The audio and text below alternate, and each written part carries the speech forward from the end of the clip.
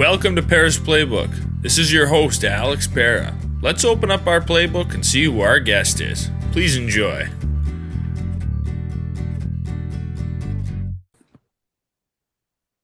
Welcome to episode 189 of Pera's Playbook. Today we're joined by Jack Mulcahy. He's an actor who's had appearances in Porky's 2, the Brothers McMullen. He's been on TV shows like Sex and the City, Law and Order SVU, and many other things. And we're going to talk music and acting and all kinds of stuff today. So we're happy to have Jack with us. How's it going?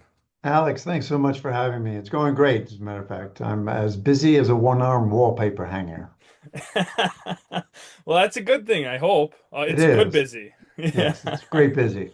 Yeah, yeah. No, I feel the same way. I've been very busy, but it's a good busy. Time's been flying by. I can't believe we're already into July already. It's just crazy. Half the year is gone. It's Yeah, amazing. it is. Absolutely amazing. It's but it's good. It's good to be busy. I feel like when you're not busy, I end up just sitting around and time moves slow. And when you're busy, time flies and you feel like you're accomplishing more and you're doing more. You are, and being a New York City kid, my stress level is always around here anyway, right? If it's when it falls below that I freak out. Yeah. Yeah. Well, I mean, that's a true thing. People always talk about stress and you want to get rid of stress completely, but having a little bit of anxiety and a little bit of stress in your life is actually a good thing. I mean, to keep you, It's you know, it's motivating, yes. yeah, yeah, Yeah, for sure. yeah. So before you were an actor, you were into music, some rock and roll bands. What age were you when you started playing and So I was a singer from the time I was a little kid, and my first band I started when I was about 17. I couldn't play an instrument, but I ran into a bunch of guys who had a band but had no singer, and I went down to their little basement shop, and we hit it off, and we did a lot of Deep Purple and some heavier metal stuff, but I was more of a rock and roll kid, straight ahead rock and roll kid. And by the time I was 18, I got my first guitar, and then I started my own bands separate from those guys. And we had we had names like Pig Iron and Riverside Drive and Jackson and the Amen and all sorts and Rockwell Delta. And yeah, and then I was fortunate enough to be able to be a studio rat at Atlantic Records by the time I turned 20. And I was there for about maybe 5 or 6 years, working with various groups like Foreigner and George Benson and Chaka Khan and Hall and Oates, actually. Yeah, wow, that's yeah, it was incredible. kind of cool. Yeah, I mean, it's great when you're that young and Yeah, you're just not mystified by the overwhelming talent because I consider myself to be part of that group. right. Did you self-teach yourself guitar when you picked it I up? did, I did, yeah. Yeah. And plus, I'm a bit of an anomaly. I learned I'm left-handed. I play left-handed, but I play a right-handed guitar. So it was just part of my laziness, and looking back, it might have been a mistake, but after 50 years of playing, it's kind of like, yeah, I can play this guitar. So Yeah, that's kind of cool. yeah, it freaks people out when I play with other musicians for the first time. They're like, I can't look at you, man. I can't look at your hands. Yeah. Do you Yeah. still play? I mean, are you still musically active? I got three guitars sitting right here.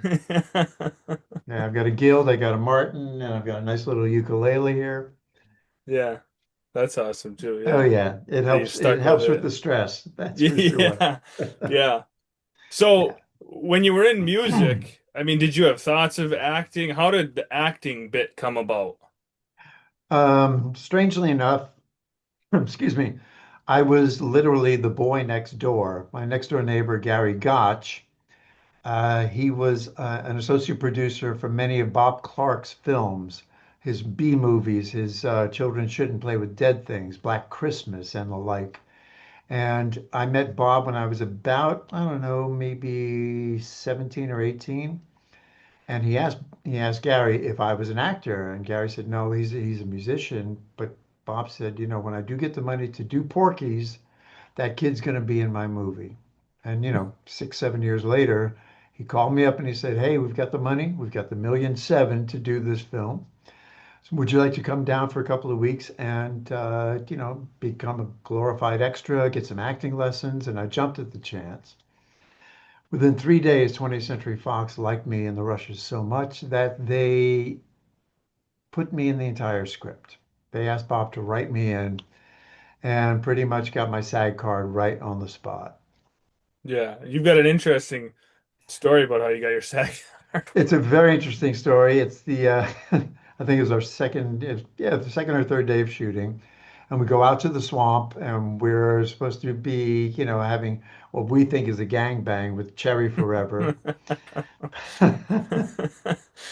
and uh, and I'm standing there balls ass naked, and Bob Clark comes up to me and says, "Oh, by the way, the folks at Fox, they like you. They want me to write you into the script. So from this moment on, you are a SAG member."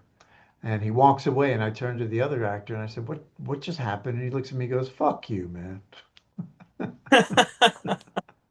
I had no idea at that point the trials and tribulations you had to go through to get your SAG card at that point. Yeah. So, yeah. Yeah. And then, Did it it was like, who knew that it was going to turn into a $200 million behemoth? So, right. Yeah, I mean the movie was a smashing success, especially with a small budget. And I feel like it kind of created a new genre. Then there's been so many movies like that over the years, these kind of slapstick, funny sex comedy movies yeah. they're just dumb funny. Yeah, exactly. It's American Pie was one of them. And Yeah. another interesting thing is that Barry Levinson was not going to release Diner until he saw the success of Porky's, and then he decided to go for it. And I'm really glad that he did. Yeah. So you mentioned standing there balls ass naked. I mean, when you signed up for the role, did you know that you were gonna have to go fully nude at one point? Did they tell you that when you were, gonna be an extra, or did that come a little bit later? They told us, yeah. Yeah. It didn't bother you at all, or you No, didn't I was care, just fine with it. whatever? I was Yeah. fine with it. I was an athlete. I was proud of my body. It's no big deal. Yeah. Yeah. Yeah. So you ended up, I mean, it was successful enough too where you made a second movie, which obviously, the first movie's got to be a success if you're gonna make another movie. Of course. And did they call you back and say, "Hey, we're making another movie"? How did that all unfold? Well, it's a very funny story. The late, great Tony Ganios, who played Meat, he calls me up out of the blue, maybe, I don't know, 4 or 5 months after we finished shooting, and I could hear all this calamity in the background, and it was people laughing. He goes, "Hey, little buddy, check this out." And he holds the phone up, and people are just hysterically laughing. He was at a sneak preview for Porky's. I think it was in Colorado Springs or something like that. And he goes, "Hey, we're a fucking hit, man. I'll see you in Miami in June. Bye." Click. And I was like, what the hell just happened? And sure enough, I got the call, and my role was expanded. I got an awful lot more money. I got a lot more per diem. Yeah, And yeah, I mean, the film, I think it was a $7 or $8 million budget, and it only made 90 million. So yeah. But I mean, that's you're still profiting. It's still making money. Not as successful as the first, but most sequels aren't. actually, we are not making money on it anymore because as a SAG-AFTRA representative, we have a claim in because they have not paid us residuals for almost 12 years now. Really? So we are going after the people who keep moving it to one holding company and to another. It's like whack-a-mole, but the Yeah. union is on it, and eventually we will be paid the hundreds of thousands of dollars that are owed to us in residuals, which is probably pretty much why you don't see it on television right now. Yeah, it's very hard to find. When I It tried is. to find, I had to find it on, I found it on some off the wall streaming service, Exactly. but yeah, not easy to find. And I was No. kind of wondering why. So that answers the question. It's a Yeah, that shame. I explains mean, it. It is. It really is. people can't enjoy the movies because of all this other crap that Yeah. the Yeah. business side of Hey, money being, you know, whatever. go figure, nefarious activity in the movie business. That never happens, right? Right. So, did you become, I mean, buddies with all the guys, being not an actor yourself and just kind of ending up on the set with a bunch of other young guys? Did you become buddies, close friends with a lot of them, or? Yeah, I did with Tony, and I also did with Scott Columby, who played the Jewish guy, who's Yeah. actually, Filipino and Irish. So, go figure. And Scott was in Caddyshack as Oh well. yeah. Yeah. And a really, really good buddy of mine. Every time I'm in Los Angeles, he's one of the first people that I call up and hang out with and what have you. But our connection was music because he's a drummer. So we used to drum. We actually recorded some stuff while we were down in Miami. Roger Wilson is also a musician. He played Mickey, the blonde-haired kid, Yeah. and Roger and I have just reacquainted after many, many years. Nothing bad between us, but it would just happen to, our worlds collided again, and I was so grateful for that. And yeah, so Roger and I actually recorded some stuff as well. So we stayed in Yeah. touch for quite a long time. That's cool. I know Yeah. when I watched the movie, I recognized different actors for different reasons. You got Alex Karas, the sheriff, and Susan I'm Clark drawing a was his blank wife. Yeah. on what the name of I'm trying to think. He was in a MASH episode. He played a soldier that was seeking refuge in the mess tent, and he was having a nervous mental breakdown. Yeah, that was And Cyril yes, yes, O'Reilly. Yeah. yeah, yeah. So I recognized him from MASH. Yep. A huge MASH guy, Yeah. and I And thought it was, of course you recognize Kim Cattrall, yep, yep. Oh yeah, yeah, who I wound up, meeting again on the set of Sex and the City. right. Yeah, funny So how things she come was my around. lover. Yeah. 18 years later, it was a very funny thing. Very, very funny Yeah. thing. And Yeah. in the second Porky's movie, you've got the actor that plays Colonel Flagg in MASH as Oh the my the God. Yeah. chairman. Eric. Yes. He was fantastic. He was fantastic. Oh Yes. yeah, he played such a piece of crap. Yeah. He's fantastic. Ed Yeah. Winter, I believe. Yeah. Yes, yes, Edward Winter. Yeah. Yeah. Yeah, no, bunch of great actors. Really Um, good. Really, really good. We had such a wonderful time shooting that. yeah. And I mean Bob Clark, I didn't realize this when I was digging around that he did A Christmas Story and And Tribute as well. yeah. I had, Yeah. I had no idea. Yeah. And Turk 182, which is a wonderful film Yeah. I'll with have to Timothy check out some of Hutton. his Yeah. other films. Yeah. Yeah. Yeah. It's fantastic. And sadly, he was killed in a car accident Yeah. about a decade ago. Yeah. Really, really loved Bob. Yeah. Well, that's good. Yeah. Because you hear stories sometimes about directors not being, the kindest people or maybe not doing the nicest things once in a while. I mean, I'm sure Yeah. there's plenty of wonderful directors out there, but Sure. there's Sure. definitely your bad eggs out of every basket. Of course. Of course. Yeah. So back to the second Porky's. You mentioned getting a little more screen time. You got some more lines. I think this is the first time we see you when you're putting the matches in the little frog dicks. And those frogs stunk of formaldehyde. It was really overpowering. And funny story, I wasn't scheduled to shoot that night. And I was down in Miami and I was having a couple of frosty beverages. And I get called on set. I was at a restaurant and my name gets paged over the loudspeaker. And I get to the phone and, and I think it was Tony who actually said, "Hey, little buddy," he says, "they want you on set. How quickly can you be here?" And I go, "Jesus Christ, Tony, I've had like 4 drinks already." And he's like, "Hey, no better way, right?" The Spencer Tracy School of Acting. Yeah. So I finally got onto the set. I got to the set, I don't know, maybe 9:30, 10 o'clock. And I get into the wardrobe truck. And as I'm about to jump off the last step, somebody called me back and noticed that I had, left something like a belt or something like that. And I grabbed it. And as I jumped off the trailer, I comped myself right on the right side of my face. And it was like starting to turn black and swollen. And of course, I get to set and I said, please tell me you're shooting from this side. And Bob goes, no, we're not.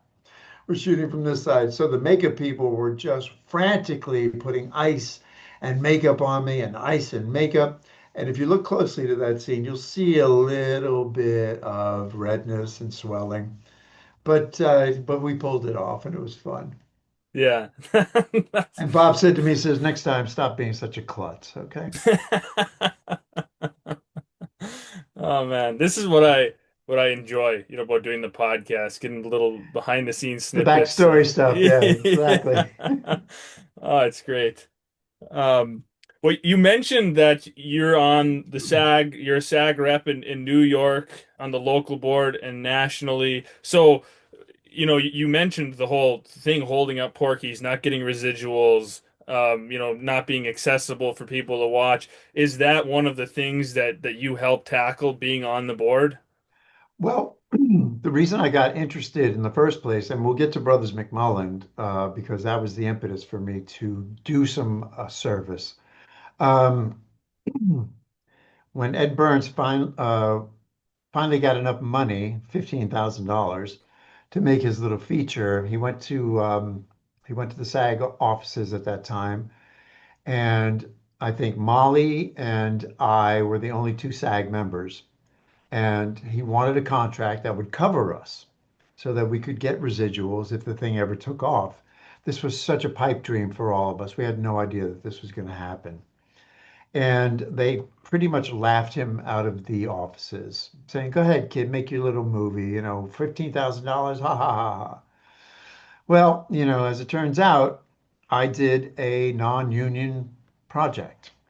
And I only knew that the Guild was going to come after me when we won Sundance. I mean, amidst all the joy and all the happiness, the last thing, in the back of my mind was something, yeah, the Guild is going to come after me for this. So they did. And I went in and they wanted to fine me for all the money that I made, which was, I don't know, $4,400 or something like that. Ed paid us like 400 bucks a day. Um, and I said, well, good luck with that because that's already been spent. But in the meantime, you should have contracts that cover this kind of stuff. And we went back and forth, and it took a while before I got really, really involved in union service. And once I got involved in committee work and local board work, then I joined the National Low Budget Film Committee. And it's because of some of the language and some of the contracts that I have helped to create. We have what we call a micro contract, anything below $20,000 for features, for episodic, what have you. And if that was the case when I was working the contract, I mean the non-contract with Brothers McMullen, I would have been eligible for residuals and probably, been much, much better off now than I was then. It's kind of a shame, but you can only affect change from within, Right. and that's really what I dedicated myself to in terms of the union work. So another actor or actress would not have to suffer through what I had to suffer through. So do any of you get residuals from Brothers McMullen?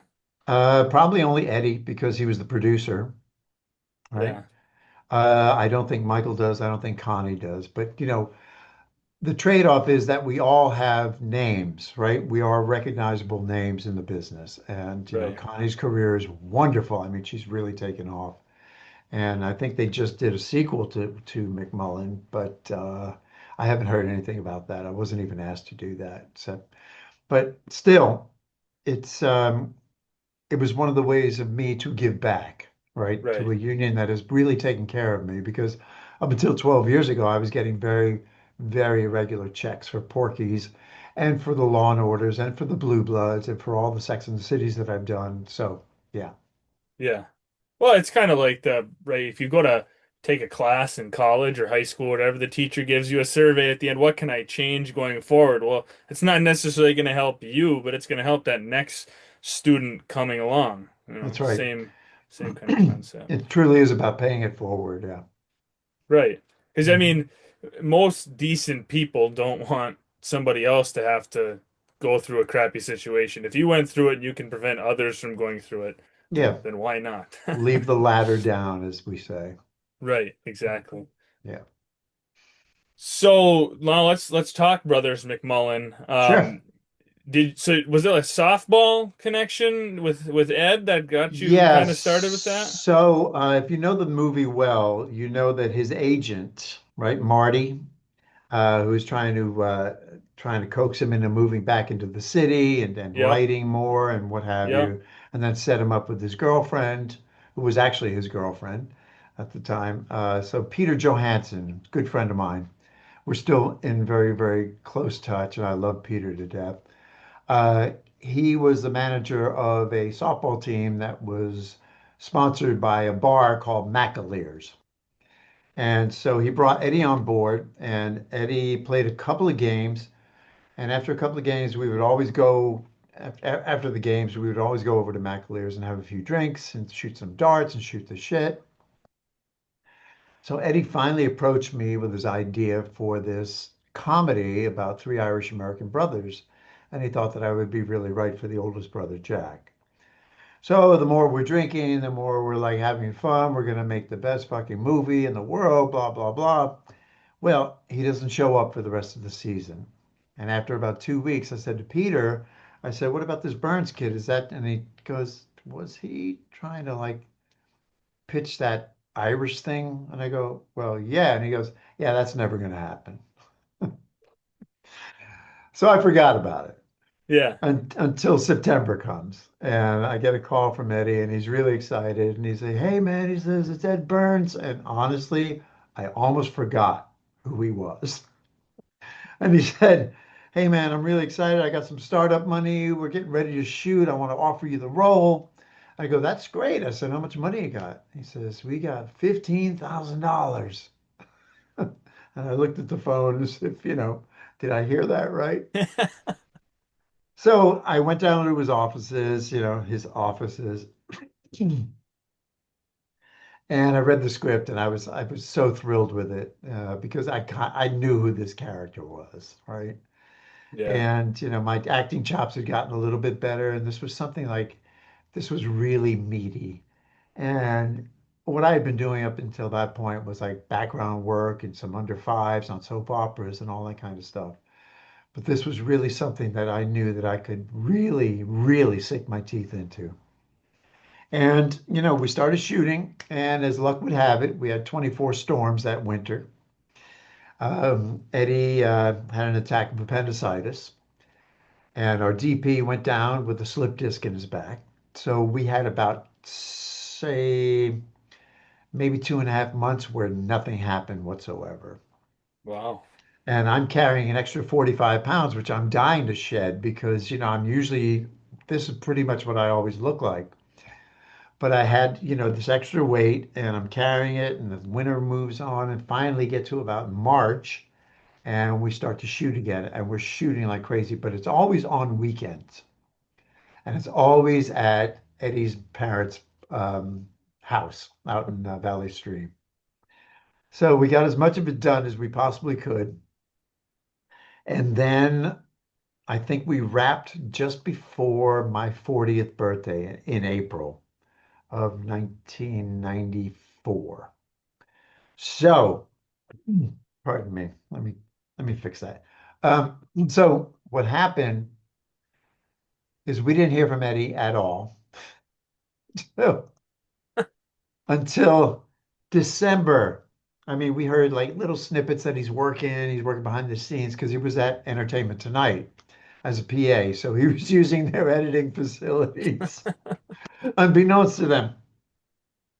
And first week in December, I get a call. It's on my message machine. Remember those message machines where you pop the tape and it's like Eddie's voice and he goes, "Hey, motherfucker, pack your bags. We're going to Sundance." Click. And I was like, "What?" And I played that. I played it maybe 5 times in a row. I'm like going, "Holy shit." So getting to Sundance, we had absolutely no idea what was going to happen. But after the very first screening, it absolutely exploded. And we were the darlings of the the Sundance Film Festival that year, 1995, in January. It was absolutely astonishing and something that I would wish on any actor coming up to have that kind of feeling that you belong, right? Yeah.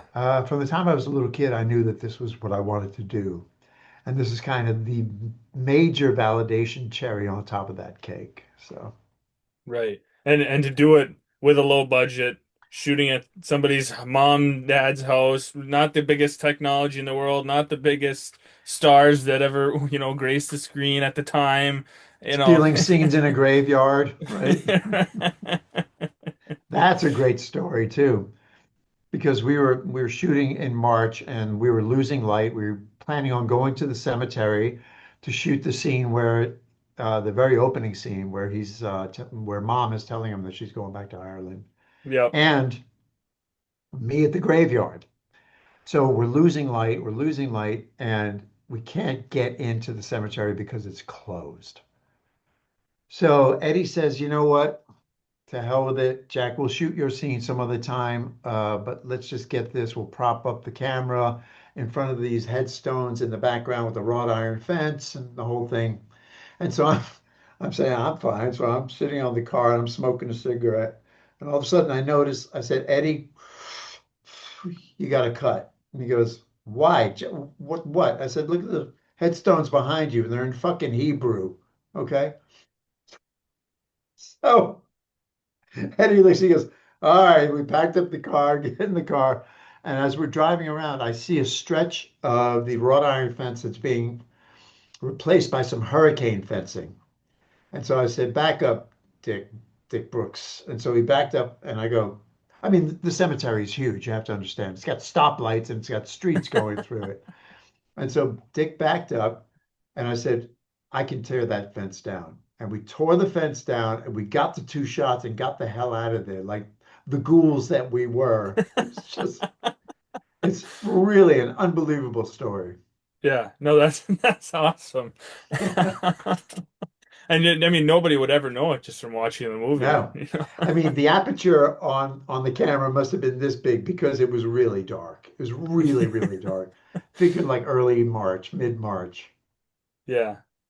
It's a great movie. I mean, it's a great storyline. I know obviously people love fantasy, right? Star Yeah, Wars, huge success. People love yeah, superhero movies, but people also like to watch stories that they can relate to. Like yeah, that's real life. My yeah. wife and I love Everybody Loves Raymond because I Oh feel God, like yes. it's It's so hilarious. relatable. It's like Marie comes over, it's like, oh, there's my mother-in-law walking in, or it's And you know she and Pat and Patricia are going to go at it. So, right. it's So, like, and it's the same kind of a concept with this. There's with the characters, you can relate, especially if you were a Catholic kid growing up. Like I grew up Catholic, and there's many things that Michael McGlone's character does. It's you can oh relate my to that God. guilt he feels and all this. Michael was fantastic in that.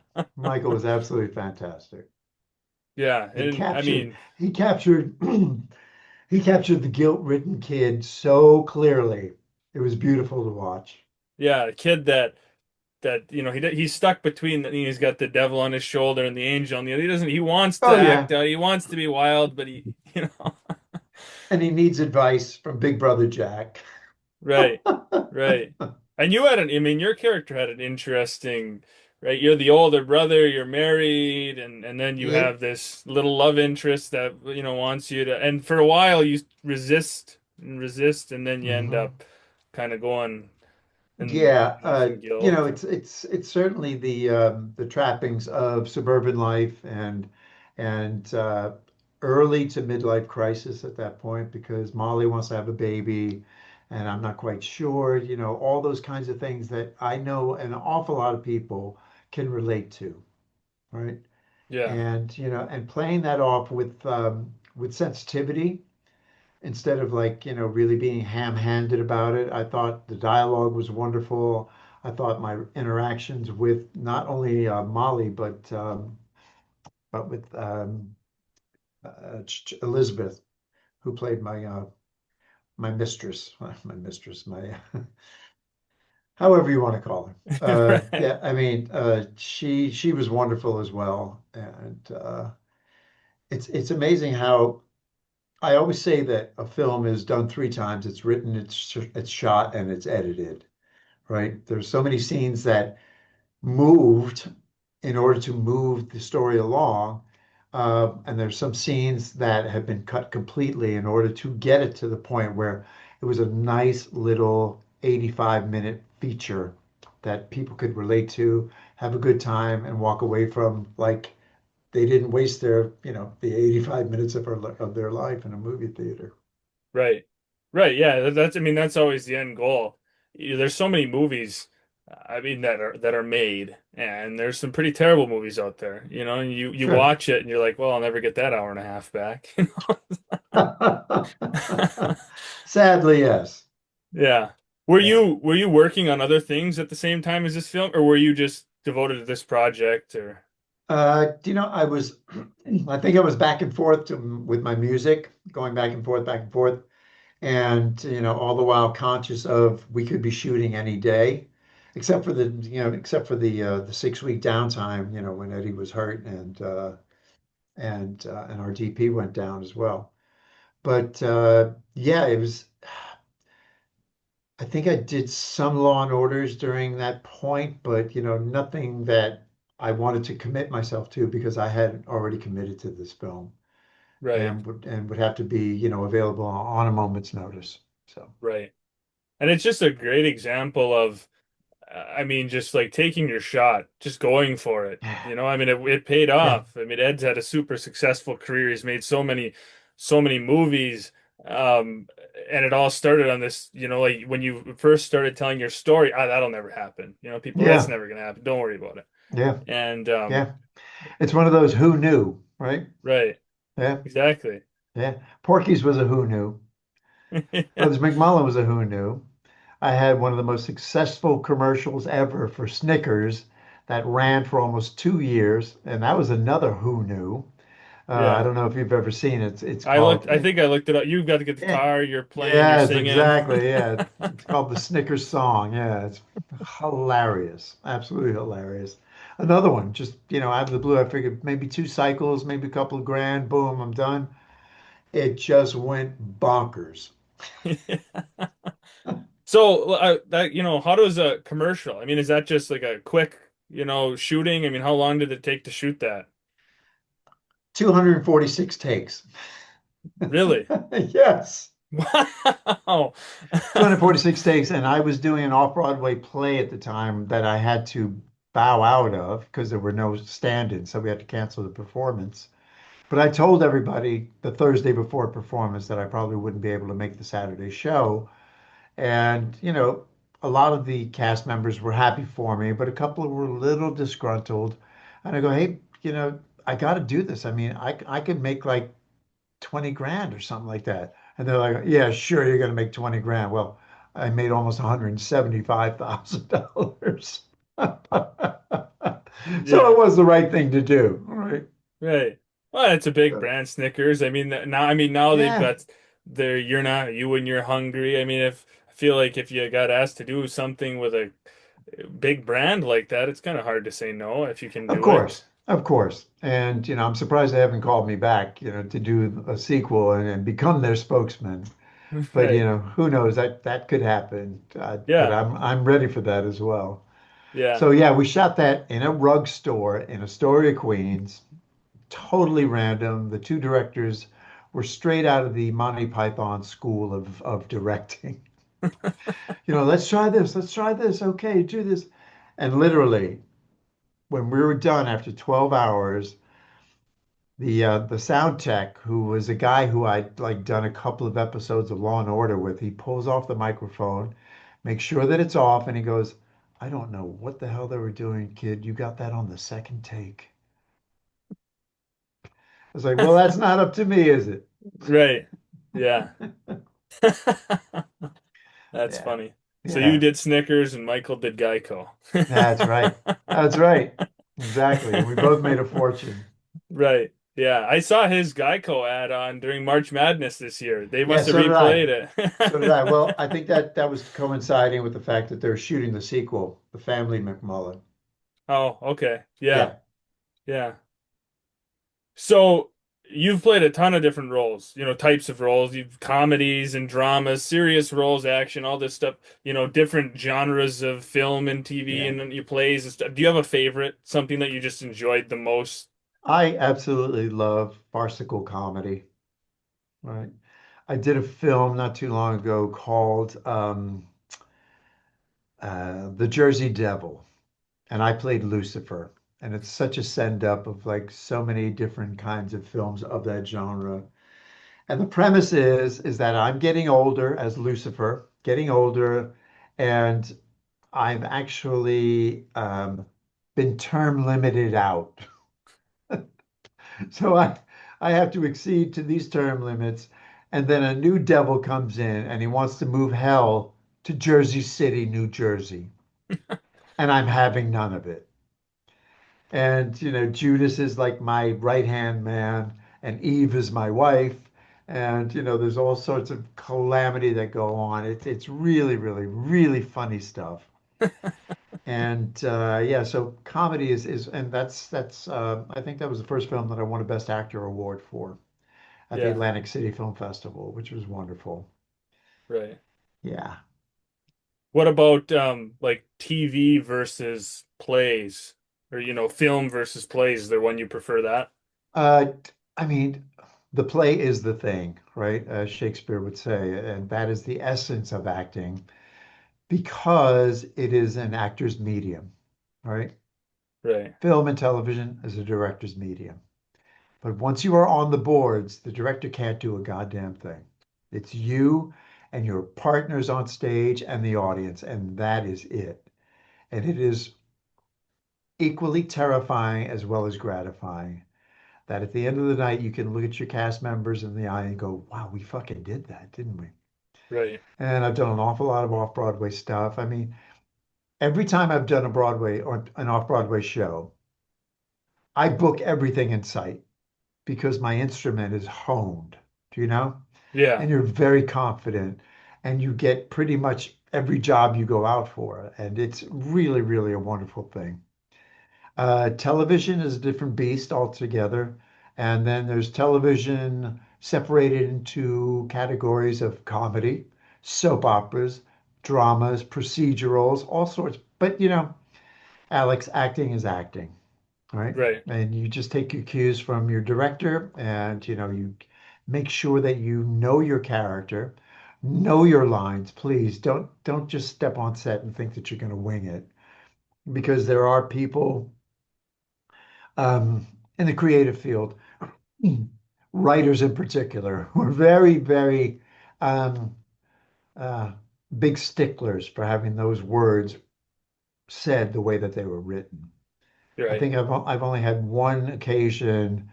It was on my last guest star on Blue Bloods, where there was a part, there was a line there that didn't come off the tongue really well, and it didn't sound like what a cop would sound like, right?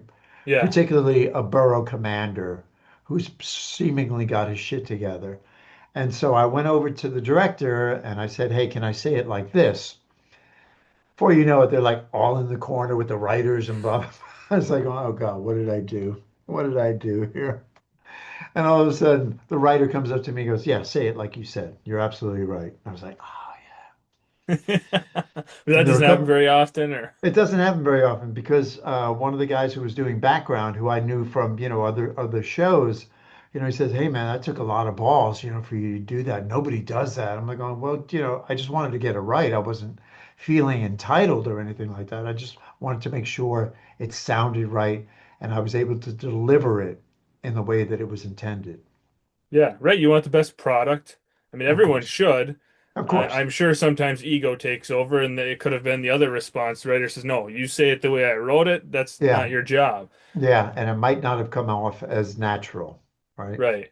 Yeah, Right. But yeah, I mean, in the end, everyone who's putting that show or movie or whatever together should want the best of course, result. of course. Nobody's gonna want to watch it if it sucks, right? Of course. And I have to say, I I had like 12 auditions before I landed a role on Blue Bloods, and it was worth the wait. And, I got along very well with Tom Selleck. And to break the ice, one of my colleagues in Los Angeles, Clyde Kusatsu, who was the Los Angeles local president at the time, we were on the negotiating committee. When he found out that I'd booked Law and Order, he said, "Yeah, please say hi to Tom for me," because they had done Magnum PI. He'd done like 55 episodes with Tom Selleck. And so Tom welcomed me to the family, and I said, "Well, we do have a friend in common. It's Clyde Kasatsu." The ice was immediately broken, right? He was like, "Oh, Yeah. how is Clyde ever?" And so, another sense of belonging in this wonderful profession that we call entertainment. Yeah. No, that's wonderful. That's great. Yeah, yeah. So why don't we end the episode on, I mean, are you working on anything currently? Do you've got projects in the works or Well, you can go to Amazon Prime and look up a film that I made my directorial debut in. It's a comedy called 60 Miles North. Okay.